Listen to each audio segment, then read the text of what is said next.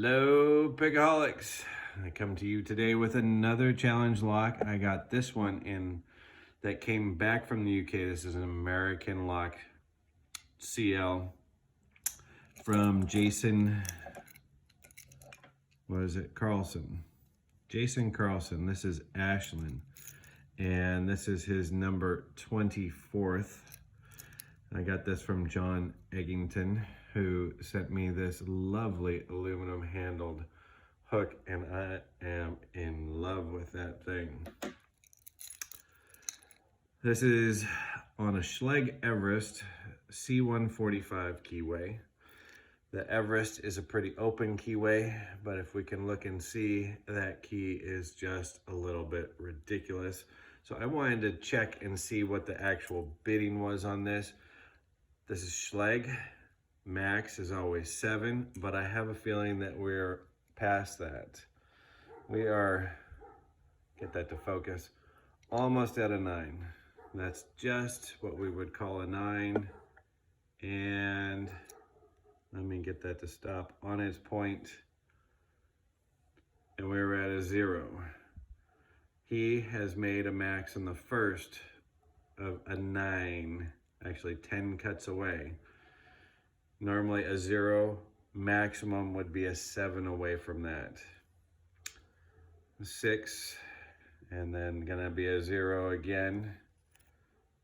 And we're almost down there at the 9 again. And 1.5 or so, get it underneath there. Just below a 1. So we do have a 9 to a 0, which is well out of factory specs, but I'll show you that the key works in just a second. This is the Schlage Everest C145 keyway. This has been picked. This is a tough lock. This was a lot of fun to pick. There are spools, they're serrated, and there are tapers in here from what I can feel. There's one pin that I'm not quite sure what it is. It just feels a little funky. Was it in 2 or was it in 3 or 4? It was one of the high cuts, and I don't really remember. So let's dive into it. But the key clicks a little bit, but actually works really well for such extreme bidding on that. I was very impressed on how that key turns looking at it. That was actually, right now, was the first time I have spec'd out the key. 9060, almost a 9, and just under a 1.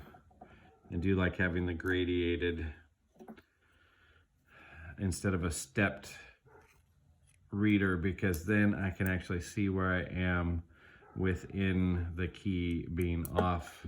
Or professionally, knowing that like a 1 to a 2 is 15 thousandths of an inch, find out somewhere in there, then I kind of know where my key machines are off or where other people's keys are off.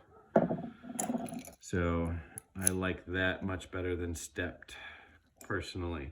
This is not a Schlage original cylinder. This is a knockoff. This was actually pinned in 2018, so it went across the pond for a while, but now it's home. Plan to share this with everybody around here. Let's get you in. We have some fun trying to even get past some of the pins in here with the shim in there.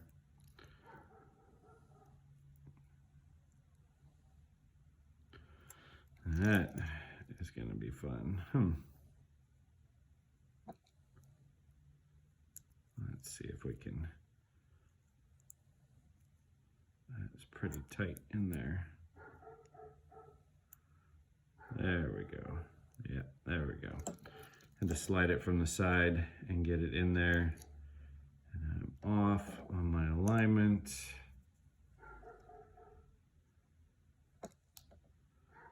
Let's see what we have in here. Maybe they're not tapered, but we can see that number 2 and number 4 and number 3 are riding a little bit low. It's where we get the click points. I would have sworn there was some tapers in here. And since it's not an original, we don't have a check pin. So this is just based upon the 6 pins themselves.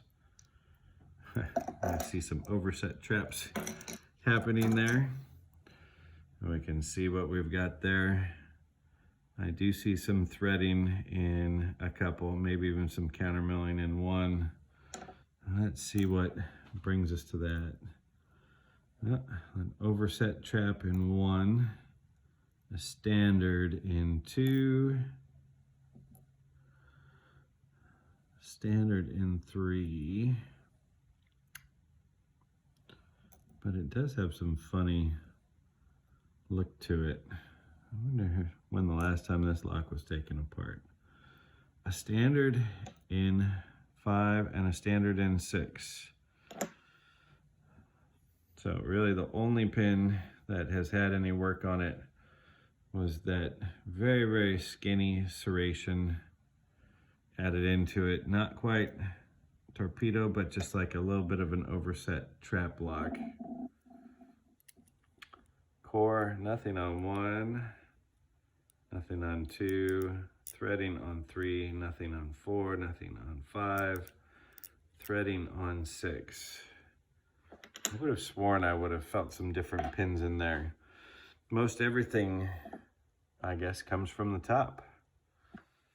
Let's see what we've got in the top. Yeah, okay, there we go. Not a serrated like I thought, but it is a T-pin. And quite a mangled spring. Not surprising on a very big pin. Oh, a little bit of weirdness here. A pin and pin spool. This is kind of cool. I thought I felt something a little bit bizarre. Sorry, getting off camera.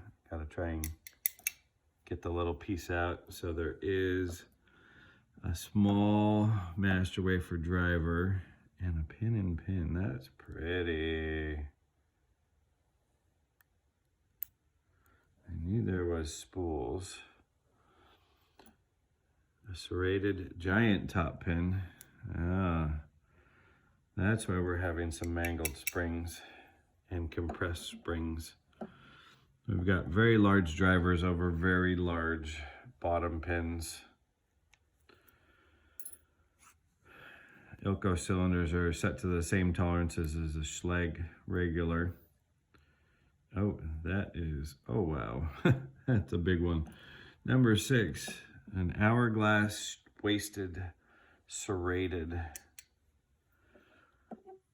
Very lovely serrations on that. I almost think that that's actually a screw.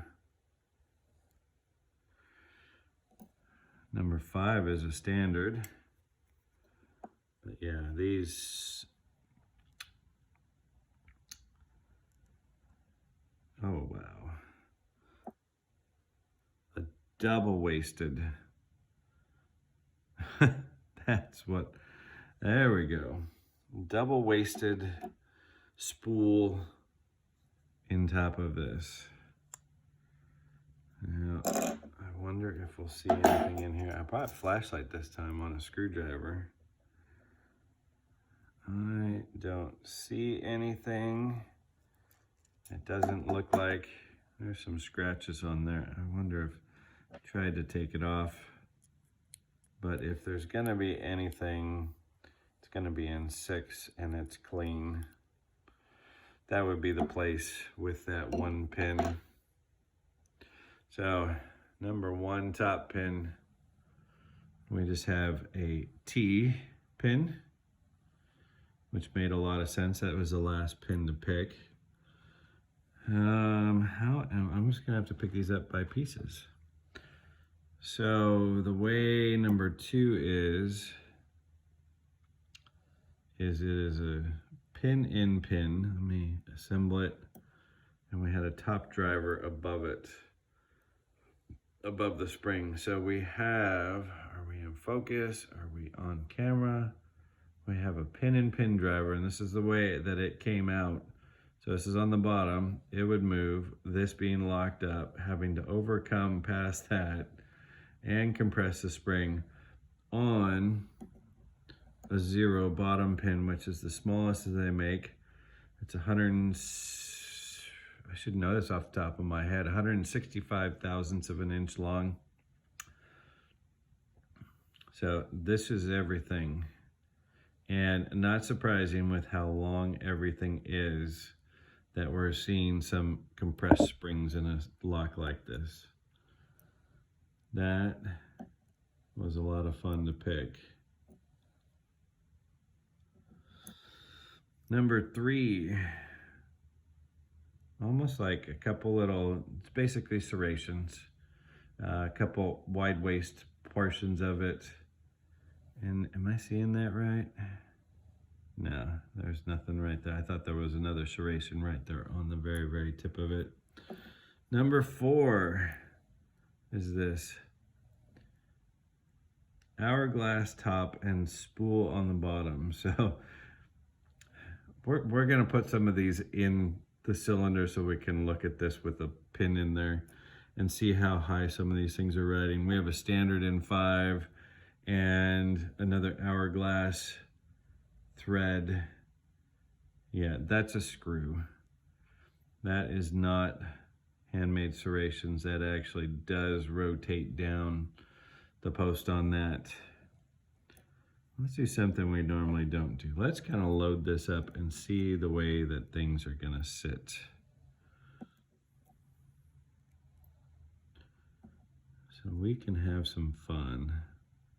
I'm not gonna put in one because it's so small and it's a T-pin, it's just gonna fall right over. But we're gonna be able to look and see what we're having to lift up on some of these drivers. Wow, that one sits up so high. We're not gonna bother with you either, because a tall pin in there. So this is the chaos and havoc that we would see if we were with x-ray eyes through everything. Number 6, you've got to come up past those threads and get it right. We're gonna get a locking weeble wobble effect on it. We almost, if we're right and we don't touch number 4, we could get a little bit of counter rotation, or excuse me, false setting before you come up to the second one. The second one definitely wobbles in there quite nicely. And in number 3, we'll get minor counter or minor false sets, but having to come up and step up through, you gotta have to lift that pretty far out of there. It's on the second serration as it sits in there. Let me put some of these things back so we don't get confused, folks, where everything is. Because, and then we have the 2-part pin that you could get the top part of the sleeve outside of it, and we can start getting binds and weird feelings of that pin as acting as a spool as well too. That is going to be a lot of fun. So let me drop the pins back out, and we will do a close-up of all the pins.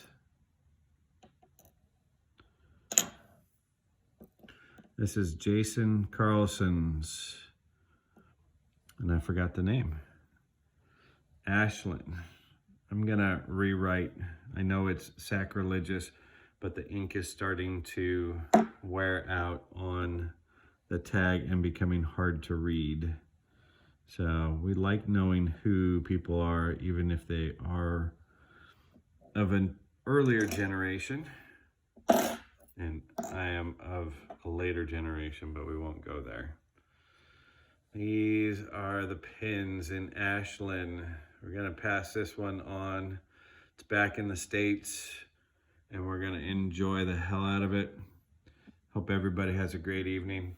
Thanks, back.